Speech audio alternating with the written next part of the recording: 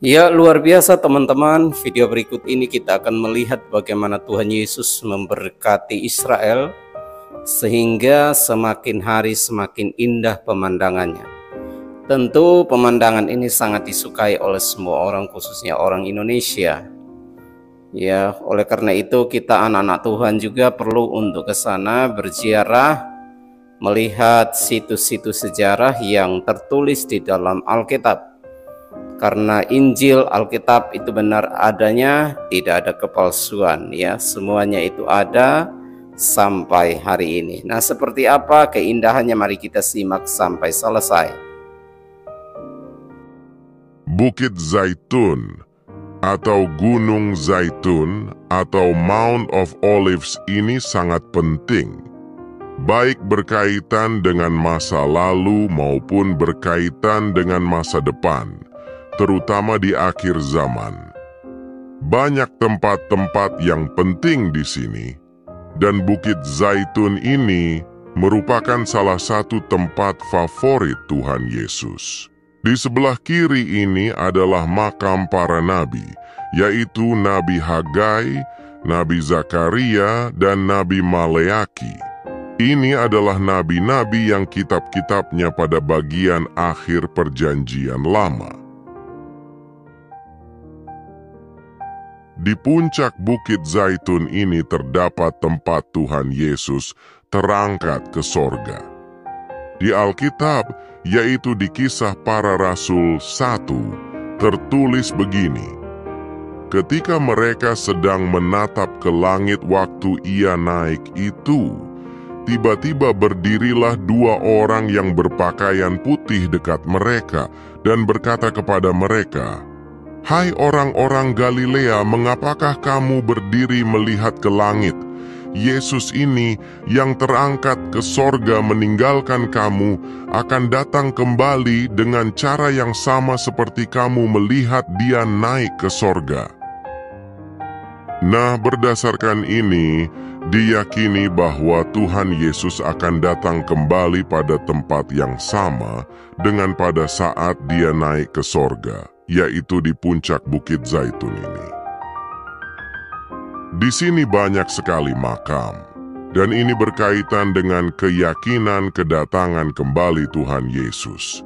Karena di Alkitab di Zakaria 14 ayat 4 dan 5 tertulis begini, "Pada waktu itu kakinya akan berjejak di Bukit Zaitun yang terletak di depan Yerusalem di sebelah timur." Bukit Zaitun itu akan terbelah dua dari timur ke barat, sehingga terjadi suatu lembah yang sangat besar. Setengah dari bukit itu akan bergeser ke utara dan setengah lagi ke selatan. Maka tertutuplah lembah gunung-gunungku, sebab lembah gunung itu akan menyentuh sisinya. Dan kamu akan melarikan diri seperti kamu pernah melarikan diri oleh karena gempa bumi pada zaman Uzia, Raja Yehuda. Lalu Tuhan Allahku akan datang dan semua orang kudus bersama-sama dia. Jadi diyakini bahwa mereka yang makamnya di sini akan dibangkitkan pertama pada saat Tuhan Yesus datang untuk kedua kalinya. Sehingga konon lokasi pemakaman ini sangat mahal. Nah, kalau ada dari Paceseekers yang ingin dimakamkan di sini, ada nomor untuk reservasinya. Di lereng sebelah Bukit Zaitun ini terdapat Betania, tempat Maria, Marta, dan Lazarus yang dibangkitkan dari kematian oleh Tuhan Yesus. Betania itu sekarang bernama Al-Ezaria, yang artinya kediaman Lazarus. Bukit Zaitun ini sebenarnya merupakan rangkaian pegunungan yang memiliki 3 puncak, yaitu Bukit Zaitun atau Mount of Olives ini sendiri, kemudian di sebelah utaranya terdapat Gunung Scopus, dan di sebelah selatan terdapat Gunung Korupsi, ya Gunung Korupsi atau Mount of Corruption. Gunung korupsi ini dalam bahasa Ibrani adalah Har HaMashchit yang diambil dari penyembahan berhala yang dimulai dari Raja Salomo yang mendirikan altar-altar penyembahan bagi dewa-dewa para istrinya. Berhala-berhala yang dimulai dari masa Bait Suci yang pertama ini kemudian dihancurkan oleh Yosia Raja Yehuda. Ini dapat dibaca di Alkitab pada 2 Raja-Raja 23. Di kanan ini ada gereja Dominus Flevit, yang adalah tempat di mana Yesus menangisi Yerusalem. Ini bisa dibaca di Alkitab pada Lukas 19.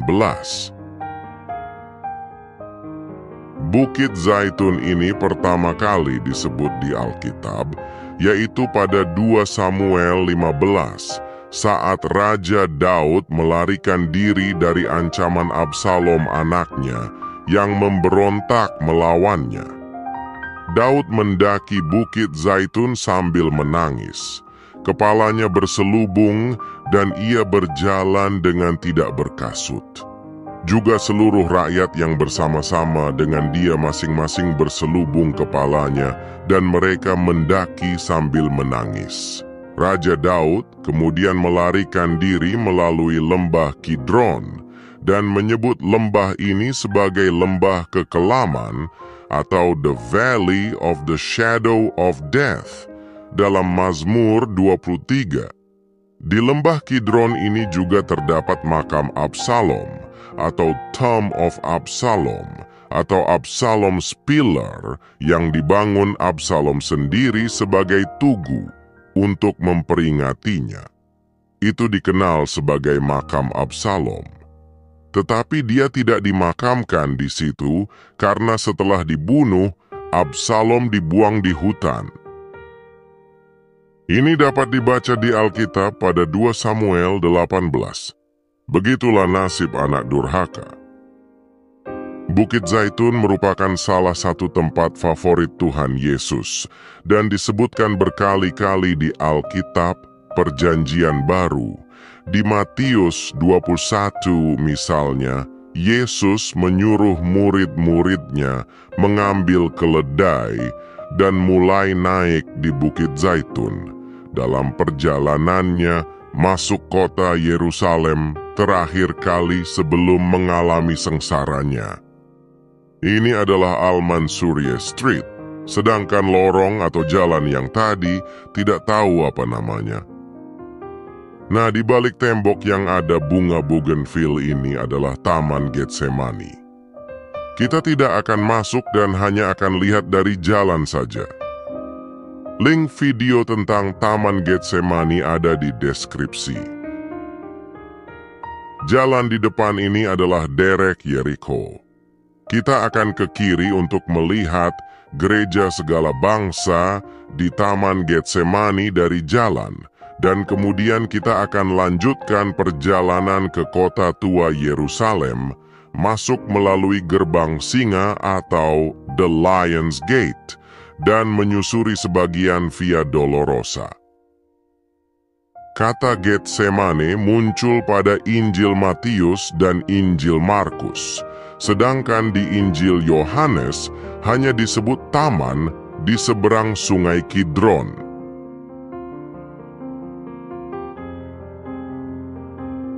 Ini adalah Taman Getsemani. Ini gereja segala bangsa tempat Tuhan Yesus berdoa dan ditangkap semalam sebelum dia disalibkan.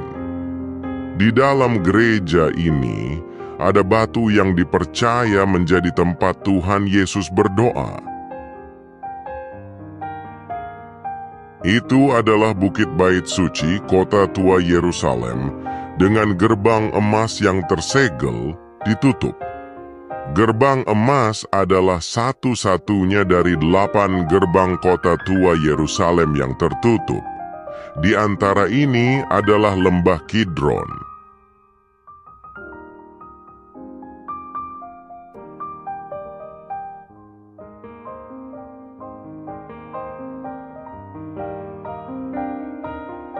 Di samping kiri gereja segala bangsa ini terdapat beberapa pohon zaitun yang dipagar.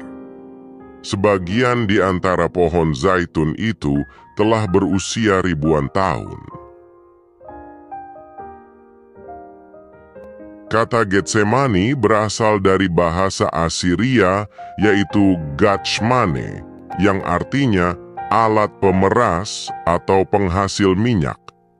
Tentu saja minyak zaitun. Di Taman Getsemani ini, semalam sebelum Tuhan Yesus disalibkan, dia berdoa dan kemudian ditangkap setelah dikhianati muridnya, Yudas Iskariot. Kita lanjutkan ke kota tua Yerusalem melalui gerbang singa. Ini masih jalan derek Yerikho. Yang di kanan itu adalah makam Bunda Maria, Ibu Yesus. Nah, ke arah sana itu terletak Gunung Scopus. Di situ terdapat kampus Hebrew University of Jerusalem dan Brigham Young University. Di Israel terdapat 8 universitas, 1 institut teknologi dan 1 institut sains, serta beberapa colleges. Ini masih derek Jericho. Derek Jericho adalah nama Ibrani untuk Jalan Yeriko. Ini adalah salah satu jalan utama di Yerusalem yang menghubungkan pusat kota dengan wilayah timur, terutama menuju ke kawasan tepi barat. Jalan ini memiliki signifikansi sejarah, budaya, dan politik yang besar di wilayah ini. Selama ribuan tahun, derek Yeriko telah menjadi rute penting bagi penduduk Yerusalem untuk akses ke wilayah sekitarnya dan menuju ke arah timur, termasuk kota Yeriko yang adalah kota tertua di dunia dan tepi barat. Sejak Perang 6 Hari pada tahun 1967, Yerusalem Timur dan kawasan tepi barat diduduki oleh Israel, termasuk jalan ini. Sejak itu, jalan derek Yerikho ini telah menjadi simbol dari konflik politik yang berkelanjutan antara Israel dan Palestina. Secara keseluruhan, derek Jericho bukan hanya sebuah jalan fisik, tetapi juga sebuah simbol yang melambangkan sejarah, identitas budaya, dan konflik politik di wilayah Yerusalem dan tepi barat. Kita ke kiri sekarang. Ini Jalan Gerbang Singa. Kota tua Yerusalem ini memiliki 8 gerbang, namun 1 di antaranya tersegel, ditutup, yaitu gerbang emas atau gerbang rahmat. 7 gerbang lainnya terbuka. Ada gerbang Zion yang berhadapan dengan Bukit Zion dan makam Raja Daud. Ada gerbang Dung yang merupakan akses ke tembok barat atau tembok ratapan, serta akses satu-satunya bagi non-Islam ke Bukit Bait Suci. Ada gerbang Jaffa yang berhadapan dengan Jaffa Street. Ada gerbang Herodes yang merujuk pada Raja Herodes Agung yang merenovasi Bait Suci kedua. Ada gerbang baru yang adalah akses ke gereja makam suci. Ada gerbang Damaskus yang berhadapan dengan The Garden Tomb. Kemudian gerbang singa ini. Gerbang singa atau The Lion's Gate. Ini disebut juga gerbang domba karena domba-domba yang akan dikorbankan di Bait Suci dibawa masuk Bukit Bait Suci melalui gerbang ini. Gerbang ini juga disebut Gerbang Maria karena tempat tinggal Bunda Maria dekat dengan gerbang ini. Gerbang ini juga disebut Gerbang Stefanus, karena Stefanus yang karena kesaksiannya tentang Tuhan Yesus, dia dilempari batu sampai mati di luar gerbang ini.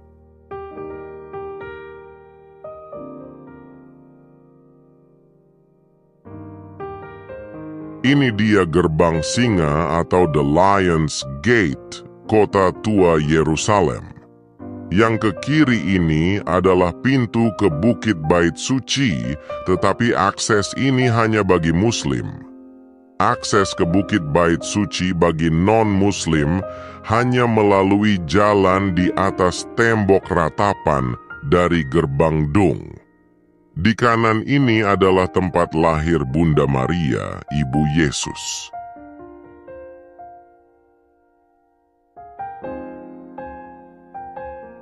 Di kanan ini adalah Bethesda. Di dalam itu ada bekas kolam, dan di sampingnya ada gereja Santa Anna dengan akustik yang luar biasa.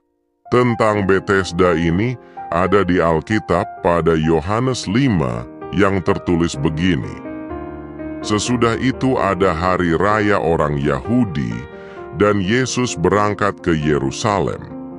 Di Yerusalem dekat pintu gerbang domba ada sebuah kolam yang dalam bahasa Ibrani disebut Bethesda.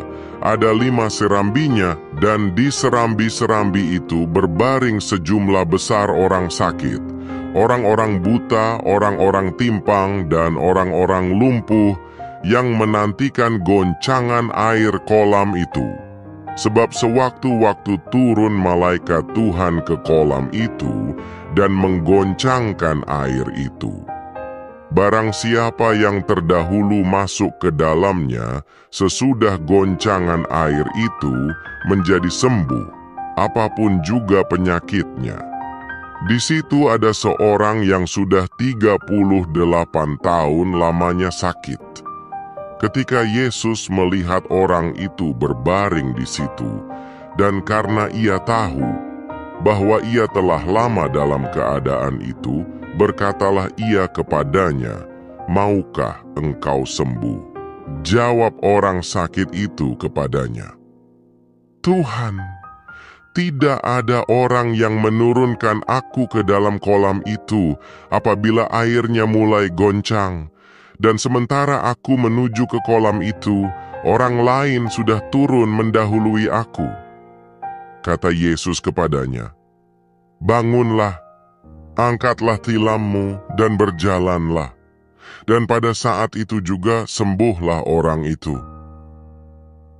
Sebentar lagi kita akan memasuki jalan Via Dolorosa.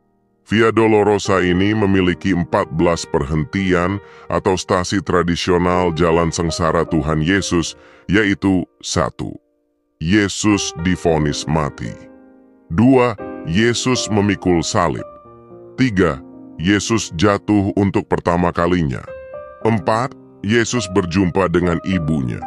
5. Yesus ditolong oleh Simon dari Kirene. 6. Wajah Yesus diusap oleh Veronika. 7. Yesus jatuh untuk kedua kalinya. 8. Yesus menghibur perempuan-perempuan yang menangisinya. 9. Yesus jatuh untuk ketiga kalinya. 10. Pakaian Yesus ditanggalkan. 11. Yesus disalibkan. 12. Yesus wafat di kayu salib. 13. Yesus diturunkan dari salib. 14. Yesus dimakamkan. Ini adalah stasi pertama, yaitu Yesus divonis mati. Tanda stasinya ada di kanan, di samping pintu. Di kiri ini adalah sekolah dasar. Sebagian percaya bahwa lokasi penjatuhan vonis itu bukan di kanan ini, tetapi di tempat yang sekarang berdiri sekolah dasar itu. Ini adalah stasi kedua. Yesus memikul salib. Tanda stasinya ada di kanan atas itu. Nah, Pisokers, di video ini kita hanya sampai pada stasi kedua. Stasi ketiga dan keempat ada di sudut kiri di pertigaan sebentar di depan. Link video lengkap ke-14 stasi Jalan Sengsara Yesus Kristus ada di deskripsi. Jadi ini adalah jalan Via Dolorosa dan di pertigaan sebentar, Via Dolorosa lanjut ke kiri sampai di Bukit Golgota, yaitu yang sekarang berdiri Gereja Makam Kudus atau Church of Holy Sepulchre.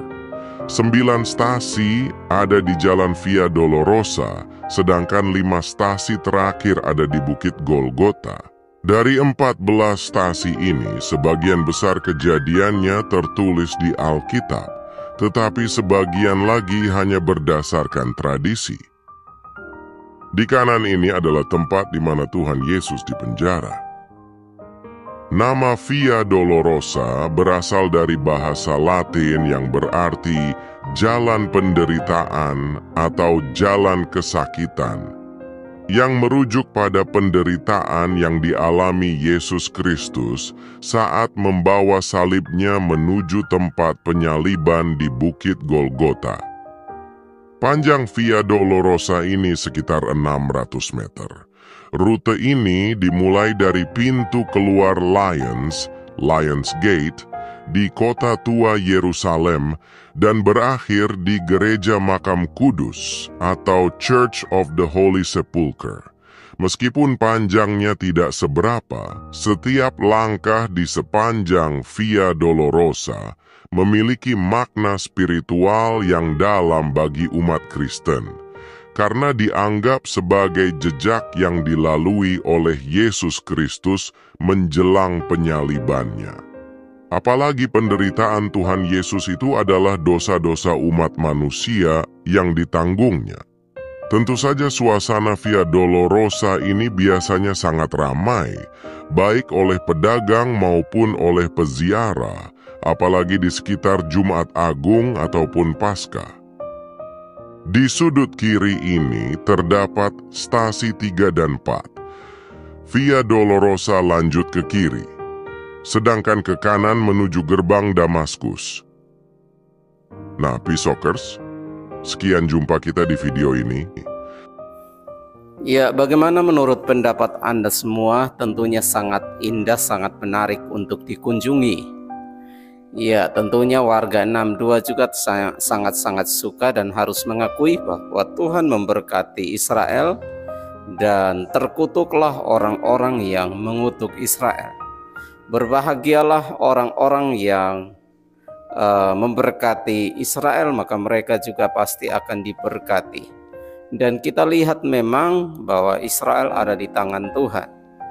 Jadi satu kebanggaan buat kita bahwa iman kita kepada Yesus itu tidak main-main, dan bukti sejarah membuktikan bahwa Yesus itu ada, Tuhan itu ada dan menjadi manusia, lalu kemudian naik ke sorga, tidak menjadi bangkai seperti nabi-nabi yang lain, tetapi dia adalah Tuhan yang tidak dapat mati. Dia hanya turun sebagai manusia untuk menunjukkan bahwa atau menggunakan tubuh kemanusiaan untuk membuktikan kepada kita bahwa betapa lemahnya manusia.